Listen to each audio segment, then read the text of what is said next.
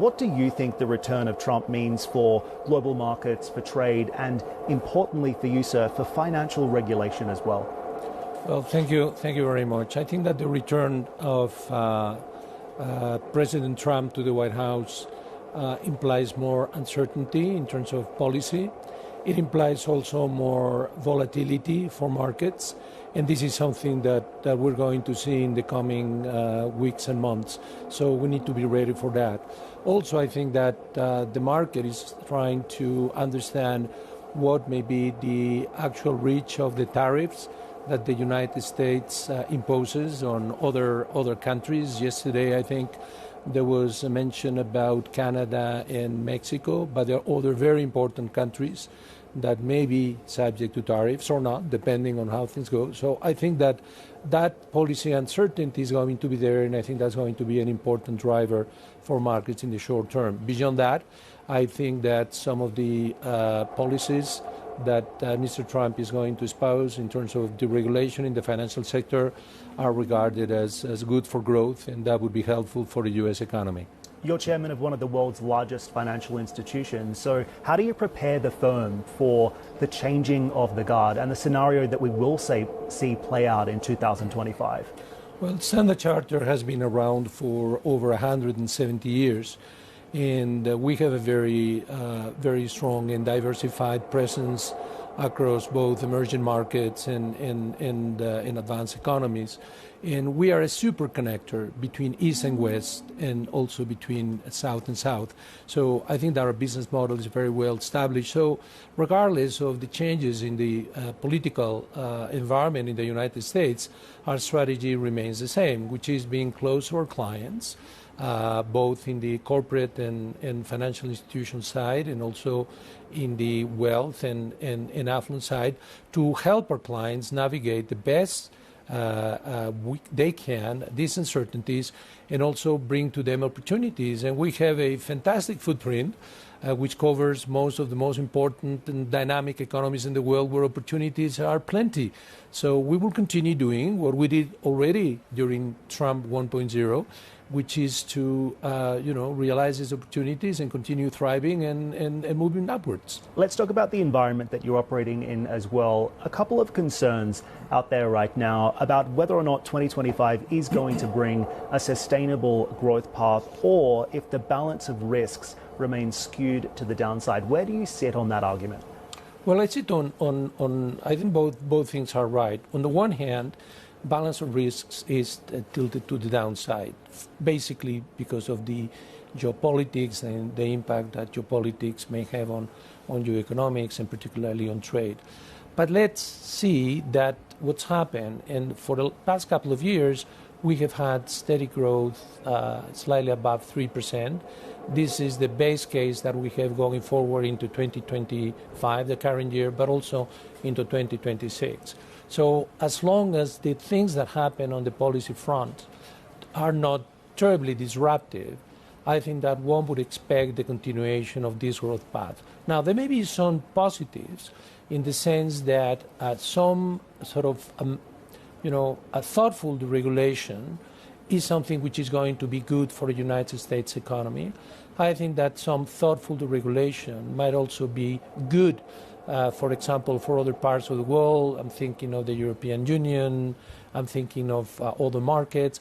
I think that if other markets and the European Union and the UK continue with pro-growth policies or put in place pro-growth policies or implement them better, this is something which is going to be positive for growth. But those policies we know are difficult to implement, but they're not impossible. One of the primary concerns over the last few years has been the inflation outlook. Of course, profitability at the bank certainly being helped by higher interest rates in 2023 and 2024. But when you assess the outlook for inflation now, do you think global inflation and rates are going to ease in coming quarters? And if so, what would that mean for Standard Chartered?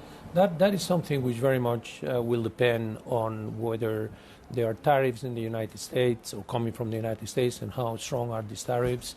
What is the impact of that, plus potential fiscal action on the inflation outlook in the United States, and how the U.S. Fed reacts to that.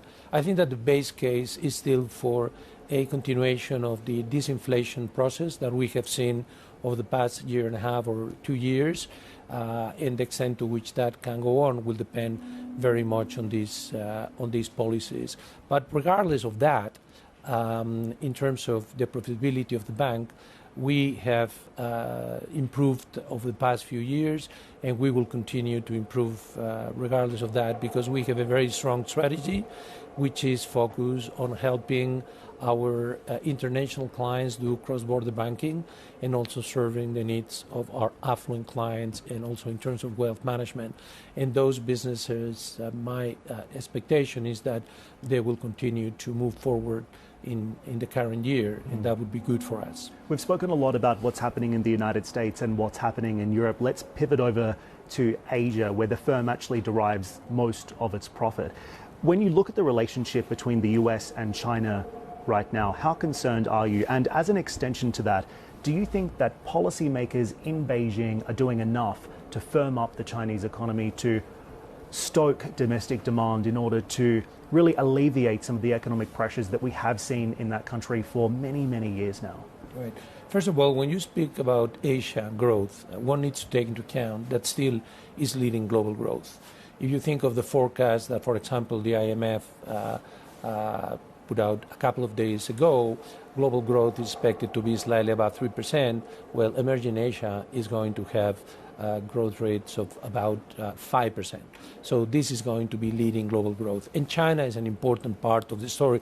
It's not the whole story, because you also have India, you also have the ASEAN economies, which are doing very well, but China is an important part of the story.